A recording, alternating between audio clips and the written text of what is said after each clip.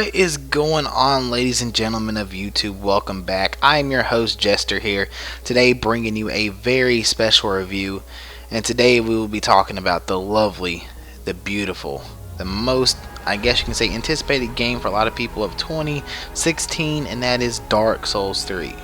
Now, before we begin this casual review today, I just want to let you guys know, warning, this video will contain spoilers. As you can see here on this screen, there is a big ass box that says spoilers. So basically what I'll be talking about is the lore of characters, basically places in the game, secret areas, boss fights, of course, some of the new weapons, some of the new gameplay mechanics and things like that. So if you're not a previous Soul player or you're kind of new, like I said, it's not really huge things, but if you don't want to be spoiled on some of the game, please just click out of the video. I really don't want to ruin any of this for you guys today, and kind of make this experience rough for you guys. But people who are existing, don't really give a shit, you know how Dark Souls play, you know the mechanics, you know kind of what to expect, then please keep watching. We'll definitely move forward in the game. So where should we start? What's the first thing I want to talk about Dark Souls 3 in this beautiful game? What's the first thing that I want to mention? Well, the first thing I really want to talk about today is visuals. When I go to play a game, I really think of visuals as game. Most people say, you know, graphics don't really matter, and things like that. I mean, look at Minecraft, multi-billion-dollar game. I agree with you.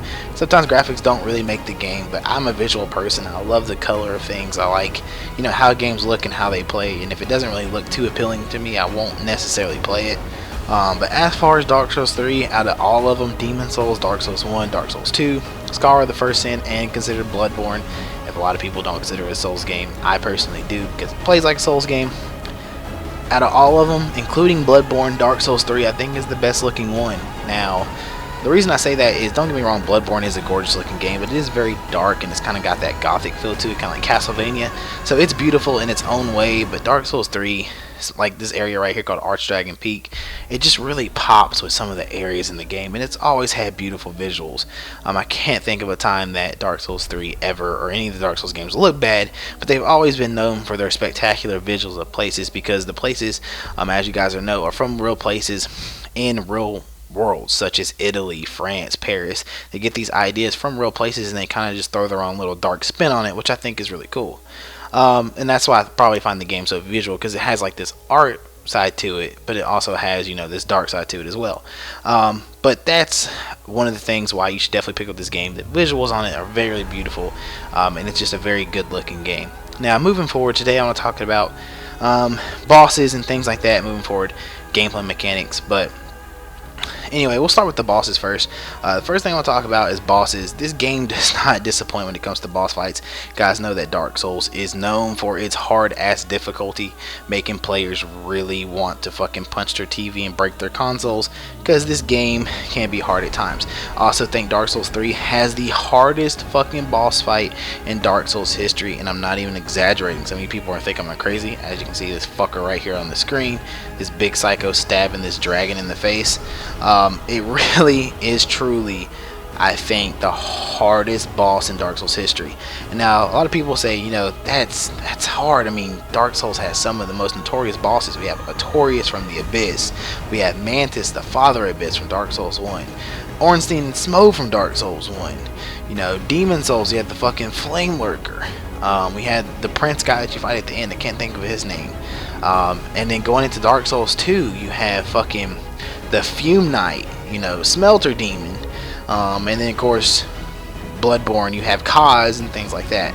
So let me put it this way on how fucking hard this boss is. And a lot of people will agree with me, because I mean, even if you look at some of the reviews out there, a lot of people will say that the Nameless King is definitely the hardest Dark Souls boss in Dark Souls history. And this is the best way I can explain it for Dark Souls fans who are existing. And new fans, or people new to the game, just play the game, go find them and fight them, and you tell me what the fuck you think, okay? So, if Mantis of the Abyss and Artorias of the Abyss fucked and had a little demon baby, okay? And then Kaz from Bloodborne and Garmin, the ending boss of Bloodborne, fucked and had a baby, and then those two babies somehow met and was like, oh, you're from Bloodborne, I'm from Dark Souls, let's fuck, and then they had a baby. That's the Nameless King. I kid you not, he's the hardest boss I have ever fucking fought. Anyway, we're getting off topic. I'm not even going to talk about this boss anymore, okay? But moving forward. So, gameplay mechanics. I'll get to the bosses later. let's go ahead and get into it. Gameplay mechanics. There's not much that's really changed in the Dark Souls universe when it comes to mechanics. Now, there are some huge things that I want to talk about, but nothing too drastic. I think it kind of makes the game more balanced for a lot of existing players and things like that. So the first thing I want to talk about is the new thing called the ASHEN Flask. Now, a lot of people ask, what the hell is that? Estus Flask and ASHEN Flask. This is kind of new to Dark Souls 3. Basically, the ASHEN Flask is a thing that heals your little blue bar, as you can see on the top left of my screen. Is considered your mana bar. And basically what your ASHEN Flask does is basically the only thing that it does is it ends up basically refilling that mana bar. Now you're asking, what's the mana bar for? That's one of the new mechanics that into Dark Souls 3. The mana bar is basically for anything that requires a spell usage of some sort, or kind of special attack of some sort. For instance, if you are a pyromancer and you like to throw fireballs and things like that, that takes mana. If you're a sorcerer, of course, you like to shoot beams out of your staff, that takes mana. If you are a miracle person, you like to throw lightning bolts and heal, that all takes mana now. It's not a spell usage. You don't have like 5 of this, or 5 crystal soul spears, 6 crystal soul masses. You have as much as that mana bar has.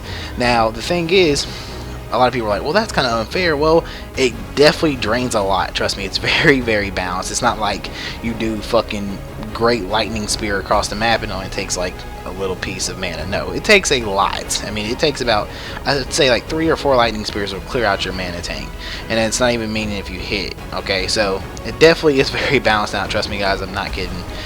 It's definitely very, very well balanced. Now, moving forward, another thing with the ASHEN Flask is, since things are based on mana, and if you're playing a mage, or if you're playing, you know, a miracle person, or somebody that really specializes in this kind of mana thing, that you really need that to do attacks and do damage, ASHEN Flask really helps you out, because you basically drink the flask and it heals your mana. Now, the only problem is you have to sacrifice health for that, because you can't have, basically, most of the standard flask in the game is up to 15, I think. 15 plus 10 if you find all the shards and things, and some people can beat the game without finding those ever, but the max flask you can have is 15. Now you can't have 15 ASHEN Flask and 15 health flasks, because that would just be fucking ridiculous. That just wouldn't make any common sense, especially in the PvP side of things. You would never kill anybody or invading things. It would just go on all day. That's why they kind of half everything. So if you're invading, or if you're doing this, you kind of have to sacrifice health for magic. So if you're a spellcaster and things like that, be prepared to go ahead and make that sacrifice and kind of arrange it the way that you want to use it. So that being said, so that's one of the things that's kind of different into Dark Souls 3. Another thing that's different in Dark Souls 3, which is a very huge thing for a lot of people, and it's going to make a lot of Dark Souls 3 fans very, very, very happy, and that is, there is no adaptability trait. Go ahead, hold on, I'll pause, I'll wait, go ahead and cry, go ahead and jump, go ahead, shh, I'll wait. Awesome. Okay. So anyway, there is no adaptability trait, so you do not have to put points into stupid ass rolling, which a lot of people hated in Dark Souls 2. Basically, you had to put points into rolling. That way, you had invincible frames, so when you roll through attacks, you know, you wouldn't get backstabbed and things like that. That is no longer good, which opens up multiple, and I mean multiple possibilities for character creation, such as you can have different hybrid builds, such as a dex strength build, strength faith build, and you can actually wield up to very, very high weapons, and things like that. So, you know, if you do your level cap, usually it's 120. I feel like that's a little high for Dark Souls 3. A lot of people say it's kind of fine. I don't know, the guy that I'm playing with in this video, a really good friend of mine, Witty, basically Dark Souls expert, says 120 is definitely perfect for this game. I thought it was a little high personally. I'm on like 90 my first playthrough and playing the game. I can definitely see that it is a little too high for me, but a lot of people are PvPing at 120. So if you're doing a 120 build, you can do all kinds of possibilities. I mean, like 40 strength, 30 dex, you know, or 40 strength, 40 whatever. I mean, you can have basically a very, very strong strength class with a very, very, you know, mediocre or even pretty decent faith class. That way you can damage in spells and attack, which is really cool, and it gives a lot of possibilities to the PvP arena, or the PvP side of Dark Souls, and the invasion side of Dark Souls, which makes the game very, very cool, and I like that a lot, and I think that's very balanced. Another thing that they really got rid of, that a lot of people fucking hated in Dark Souls 2, was soul memory. Now, for newcomers, what is soul memory? That's the thing that a lot of people, you hear a lot, but you don't really know what it is. Basically, soul memory is one of those things to stop people from, I guess you can say, invading at low levels with high gear. They would basically start out in Dark Souls 1, they would trade with somebody, in low game, or they would trade somebody who has higher gear, and they would give them that higher gear, and they PvP and basically kill all these low level players who couldn't really do shit. So soul memory was basically there to stop that from happening, but it really ended up fucking a lot of people up, because when you upgrade weapons, increase soul memory. When you do quests and things like that, increase soul memories. When you spend souls, and increase soul memory. So it's very hard to play with your friends if you're trying to do certain things, or it's just really dumb. So they took that away. I mean, the level thing still goes into effect. You have to be, I think it's like 20 plus levels or something, or maybe 6. I don't know. It's really high. I'm gonna have to look into it. Some of you guys will find it. Don't really know what the level is, but you have to be within a certain range of levels to, of course, to play with friends or whatever. But that was gone. I really like the idea of that. I'm so glad soul memory's gone. I think it ruined Dark Souls 2 for a lot of people. They just hated the idea of that, but it's gone. No worries about it. Completely gone. Don't have to worry about it. Fuck that. Whatever. Moving forward. Now, one more thing that I really want to talk about in Dark Souls 3 was kind of new, is the invasion side of things. Now, people who are PvPers, I like the PvP in this game. I think PvPing is fun. I like to do PvP as in solo, basically duel people. I don't really like invading. I mean, invading is occasionally fun, but Dark Souls 3 makes me want to invade a whole lot more, because the invasions in this game are fucking insane. Now, what I mean by that is Dark Souls 3 is very hard because it wants to punish new people, especially if you're using summoning help. If you use summoning help, you're going to get invaded. It is about a 99.9 fucking cajillion chance that you will get invaded in Dark Souls 3 if you summon, and not just by one invader, multiple invaders. I have done some fights where it is literally, I kid you not, like fucking 6v6. You have 6 red phantoms versus 6 white phantoms on top of the host, and it's just an all-out fucking brawl, and it is sick. It is so sick, and I love that they did that. So basically, invasions are to punish the thing. Now, the thing is, if you're invading by yourself, sometimes you'll be you versus like 5 or 6 people, so it can be kind of tough, especially if you don't know what you're doing. But usually, every time that I've invaded so far, I invaded in a very big-ass area. That way, when I am invading, that I know other people will join, and we end up go in there and fuck people up. So I think that's really cool that they did that. It is definitely multiple, like, I guess you can say fucking just this big ass PvP fest, and it's super sick, and it's just used to punish the players who summon. So that's what makes Dark Souls so much harder, is because a lot of people like to summon in Dark Souls 1 and Dark Souls 2, and you go through so much things.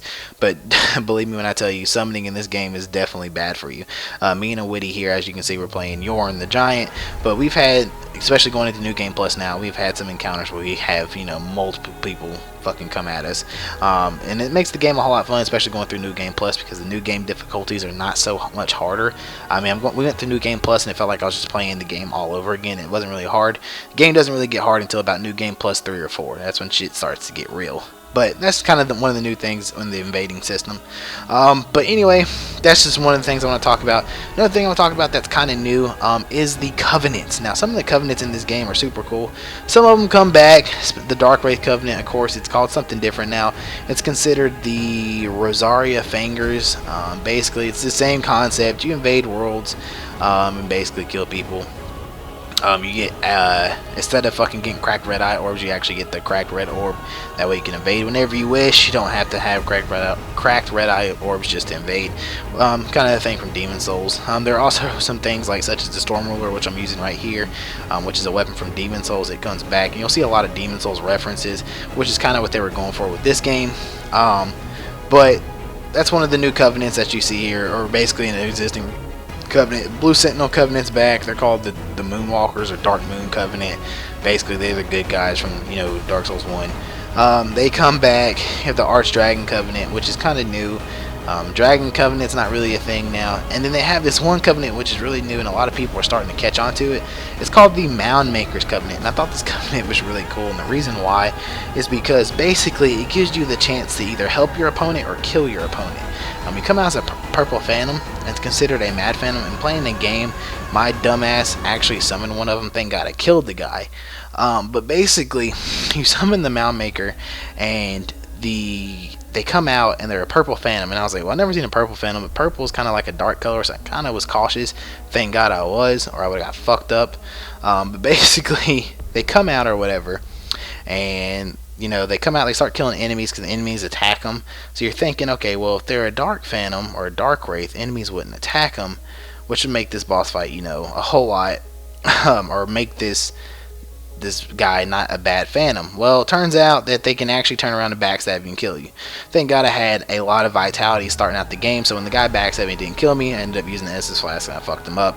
And I learned the hard way what that Covenant does. But it's really cool because you can put the ring, the hollowing ring on, which makes you look like a phantom, like a white phantom, and you can go and switch that up so when people summon you, come out as white, and then, you know, enemies are attacking you, so they're like, oh, you know, that's cool, blah blah blah blah blah. But if you're a noob, you're thinking that guy's a white phantom, and he turns out comes around and backstabs you, and you're like, what the fuck? You think it's a glitch or something?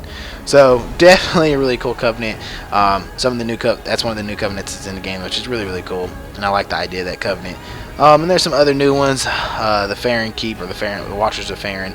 They're kind of new, and some other things. Basically, it's the same Covenants with some new names, but that's the only one that's really, really different, that really gets a lot of people's attention. And that's just one of the Covenants that a lot of people are starting to get big on, and it's definitely cool to watch and see. And I will do some videos later on my YouTube channel, basically fucking with people using that Covenant. I'm showing you guys how it works. Now, moving forward. Boss fights. We were talking about bosses earlier.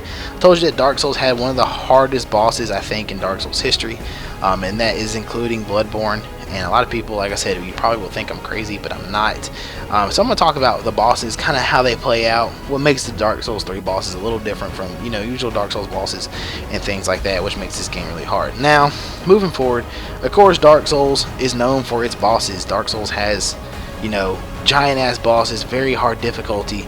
Not only are the bosses fucking extremely difficult and body you in like 1 or 2 hits, but enemies can body you in 1 to 2 hits too, so it's like you're fighting bosses all through the game, making the game very, very hard.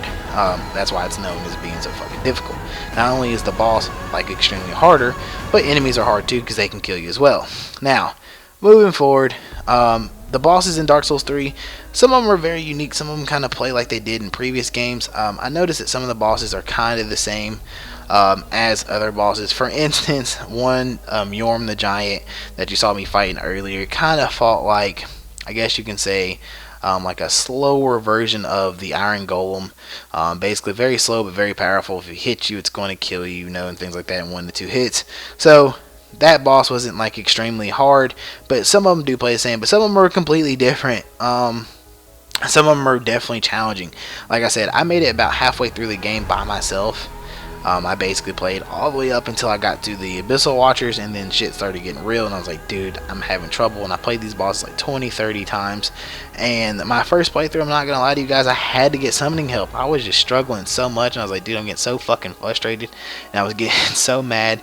So actually, my first playthrough, most of the game I did halfway by myself, and then the other half I had a very good friend of mine help me through it. Like I said, I'm not an expert Dark Souls player. I'm a casual gamer. So playing this game, you know, and I have played all the Dark Souls games. I know, I basically know the lore, the story. I basically know what's going on. You know, I know how the gameplay mechanics work. And playing, you know, the first 3 and beating them all by myself, going into Dark Souls 3, I really had a lot of struggle with it. I thought it was really hard. Now I'm going to tell you why I think this is harder for me as a player, because I'm not used to seeing this. Now, the Dark Souls 3 bosses, some of them do fight occasionally, but what makes the Dark Souls 3 bosses harder than I think most of the Dark Souls bosses in the series is because of the fact that not only that you play the boss, but some of them have 2 phases. For instance, the Abyssal Watchers, once you beat them their first phase, the second phase, he gets a flame buff on himself, and that basically completely fucks up the whole thing, and he basically just goes savage. So you have to read his movements, and it makes it so much harder. You don't know what he's going to do before he does it, and that for me just makes the boss so much harder, because they have 2 faces and their attack patterns and things completely change. The first fight with the Abyssal Watchers is all fun and games, and then when you move forward, getting into the second fight, it just makes it 10 times much harder because you don't know what he's going to do. It's like fighting the boss all over. It's like fighting a new boss with a second health bar. And there's a lot of bosses in the game that do that. The Abyssal Watchers, killing the last flame, Prince Lorthian. These bosses that you fight in the game usually have 2 phases that kind of throw you off guard. And these are just main bosses in the game. So I thought that was very new. Very unique, especially for the Dark Souls 3. That was just completely new to me. You know, I got so happy when I first fought the Abyssal Watchers. I jumped up in there. I was like, I whooped his ass. I'm so excited. And then he comes back with a flame sword and fucking bodies me. So I was like, okay, well, that sums it up. Now I have to beat his ass twice. You know, and then you get later on, you just start thinking that you're going to end up fighting this boss twice. And that's why I kind of wasn't hesitant. I kind of kept my eyes and ears open when I was playing these bosses later on down the road, just to make sure I didn't get bodied right off the start. So Dark Souls 3 is definitely new, especially when it comes to the bosses, especially having 2 phases, completely changing their attack patterns and making the bosses a whole lot harder because you have to guess on what's going on. So with that being said, that's basically kind of summing up the Dark Souls 3 bosses. Now, as far as should you get this game, and this brings you to my end review. I've been talking for like 20 minutes, guys, and I'm sorry to talk your ear off, but I really like this game. So with all that being said, with the bosses, with the the gameplay mechanics and things like that, should you get the game? That's the thing. As a casual gamer, should you play this game? Absolutely. I think Dark Souls is one of those games that everybody should at least pick up and play once in your lifetime. I think if you never even played Dark Souls, I definitely think you should pick up Dark Souls 3, just because you can see how hard it is, and maybe playing one of the hardest ones first and then going backwards and playing them might kind of get you into the Dark Souls universe a little bit. But absolutely, I think anybody who wants a challenge as a gamer should definitely play this game. I can't think of why you shouldn't. As a gamer, if you want to test yourself and your patience and your ability as a gamer, definitely pick up Dark Souls 3. But anyway, guys, I put the full playthrough on my channel. If you guys want to see me get fucking bodied, you're more than welcome to check that out. But anyway, this brings me to the end of my casual review. Thank you guys so much for watching. Thank you guys so much for listening. I have just now started Doom 3, and I will be back with another review on that once I finish the whole playthrough. I will also be live streaming very soon. But anyway, guys, thank you guys so much for listening to my 20-minute review on Dark Souls 3. I really appreciate it. Remember, stay majestic. Peace.